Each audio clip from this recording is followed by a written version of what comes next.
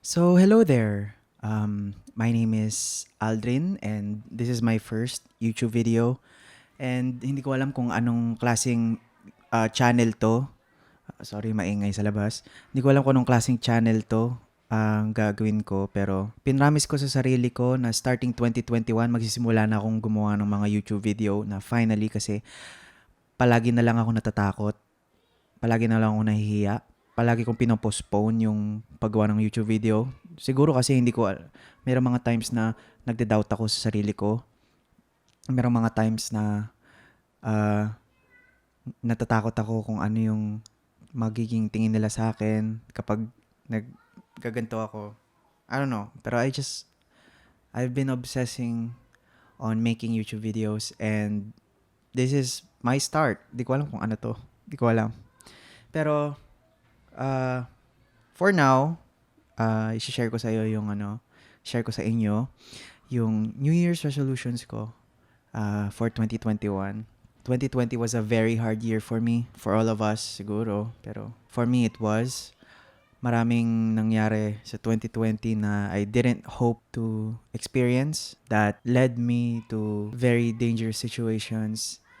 And sana this coming year, it would be a great, better change for me and for the people around me. I challenged myself nung January and I list off different items na or challenges for me to achieve. And these New Year's resolutions are for me to accomplish not just sa year na to, but for the upcoming years to come. Number one is exercise regularly. As you can see, look at me. Look at me. Taba ako. Medyo may mass ako. And bumigat lang ako, especially during 2020. Ayun nga, sinabi ko, it was a very hard year for me. So, I had a battle with my eating disorder and how I deal with stress. And I used to cope stress with eating. And, ayan, ito nangyari sa akin. I gained over 40 pounds. I'm now at 174 from 180. I've lost like 6 pounds. And it's been going good so far. January 10 pa lang ngayon. Pero I'm trying my best. Exercise regularly and eat healthily. I've been using our stationary bike, yung pang-cycle, dun sa third floor namin for a few weeks now. And usually, hindi ko iniisip na, okay, sa stationary bike ako para pumayat. I mainly use it to parang control my stress. Kasi I just discovered na pagkatapos ko mag-exercise, I really feel relaxed and feel calm. And ayun lang iniisip ko kapag nag-exercise. I don't really think about me losing weight. Magiging side effect daw yun. I'm trying to put my mind into it. Magiging side effect yun. Uunahin ko talaga ang mental health ko. And exercise is a huge help of that. Huge help. My plan is to exercise 4 to 5 times a week. Sana ma-achieve ko yung 5 times a week. Pero, like, realistically, kaya ko naman ng 4 for 40 minutes ngayon. Dati, 30 minutes lang. Ngayon, 40 na. I'm gonna stick to it until the end. Hanggang sa, healthy na ako or something. Next is to not give a fuck. I've been bothered by so many other people's opinions of me and of my actions, especially the ones who I care about. There are so many moments na I doubt myself. I doubt my goals, my dreams, and my future kasi sa mga sinasabi ng mga tao around me.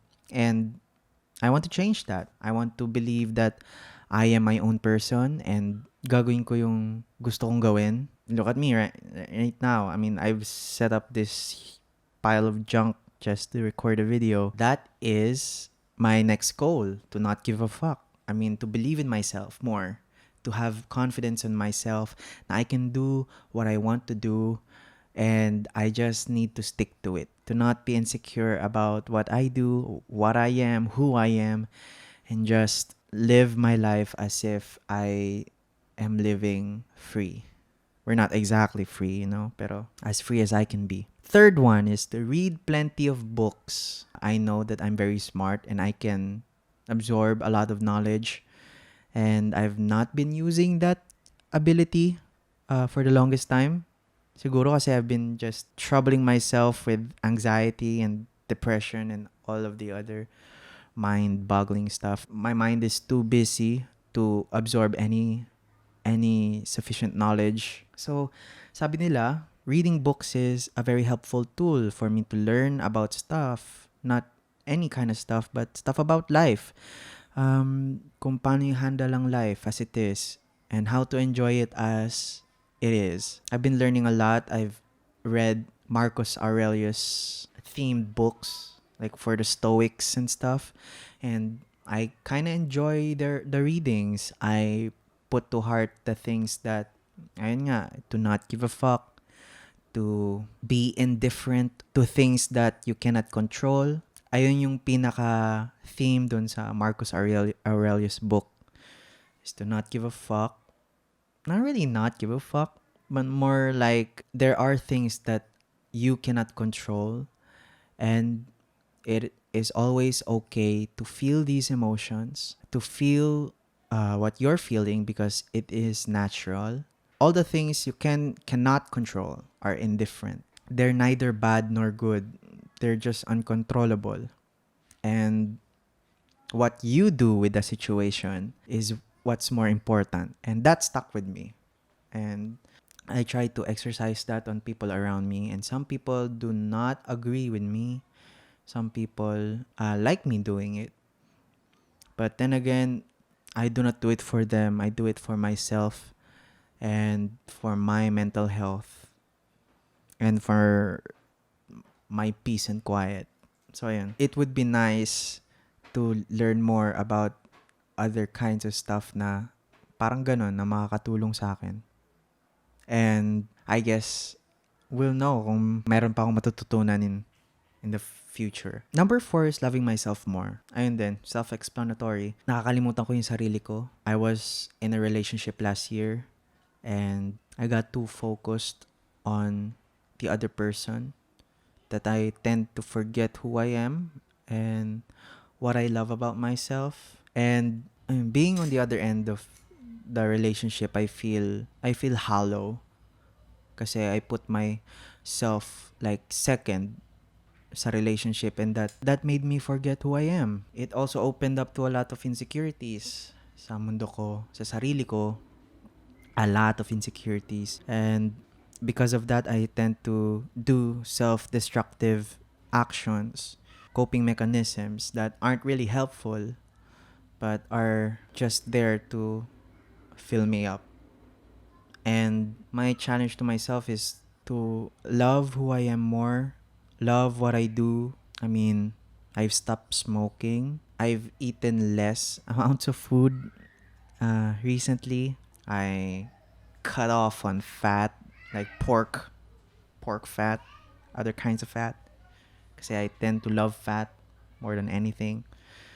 So I tend to cut off on that. I tend to look at myself at the mirror more. I tend to accept what I feel and accept what I think and know that these are just thoughts and these are my thoughts and I should respect my thoughts but not let them control me. I think it is very important to understand that in this life, all you need to carry is yourself, because ultimately your body is your home and no one else's. If you neglect to take care of this home, and if you ignore these signs of destruction, these signs of torment sa katawan mo, saan ka na mapupunta? Paano mo na ma-enjoy yung buhay mo kung palagi mo na lang nadadala yung kinalimutan mong sarili mo? Do you understand me? Ewan ko. I'm not really good with explanation. I'll get good. I promise I'll get good, pero ganun. Love yourself more. Love myself more. Next is open up to more people. Very important.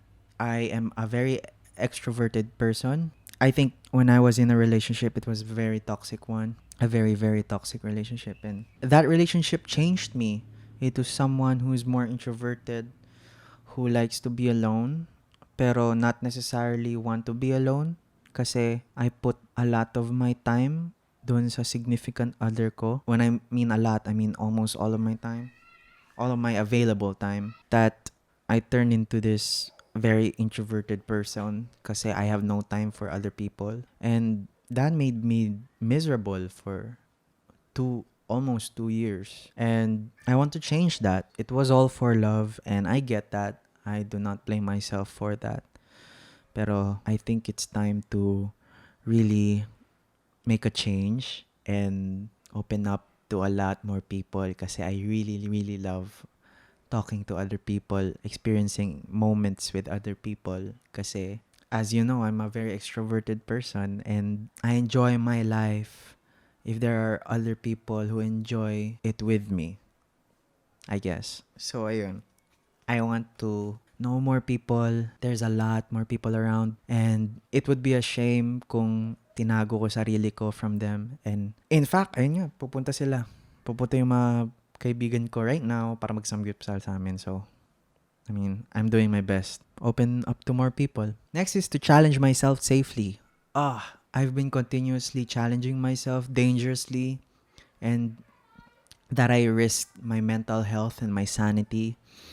And it took a toll on me nung 2020, almost at the end. I've been juggling all these stuff like studies and work and passion, especially when you're in the filmmaking industry. Sobrang daming kailangan gawin, sobrang daming responsibilities. And I want to take a step back and take it slowly, I guess. I think it's very important to understand that my body has limits, my mind has limits, and my body needs time to relax and replenish so that I can be a better version of myself once I try a new challenge. So ayun, challenge myself safely, take a step back, and take it slowly. Last is be less greedy, I think, or less materialistic. I feel like I have this poor person mentality kasi almost all my life I have no money kasi I was a kid and there's plenty of moments na naging homeless ako. So, napunta sa isip ko na, oh, I'm poor. I have to save up and shit. Then, someday, bigla kong makikita yung, oh, I have to buy this. Kasi, it's a status na hindi na ako poor. And that's just bullshit. I have to understand that money isn't everything. Material things aren't everything. I have to learn more about handling money as it is. Paper, it's just paper with value. And I have to understand where to put that value, where to invest that value on. Diba? Be less greedy kasi that would really control your life. And it certainly did. It certainly controlled me in some way na naging dangerous sa akin. Naging troublesome naman sa ibang tao. Especially sa significant other ko nun. Ex ko nun pala. So, very sorry for that. Now I'm trying to change. And I'm trying to be a better person. All in all, lahat ng New Year's resolutions ko, lahat ng nasa list ko is all for me to be a better person. Sana nga na this 2021, everything changes. This 2021, marami nang magbabago para sa akin and maging okay din ang lahat. Ayun. Thank you for listening. I'm not gonna ask you to subscribe yet. Di ko alam. Pero if you want to see my journey, then subscribe and keep watching. Thank you.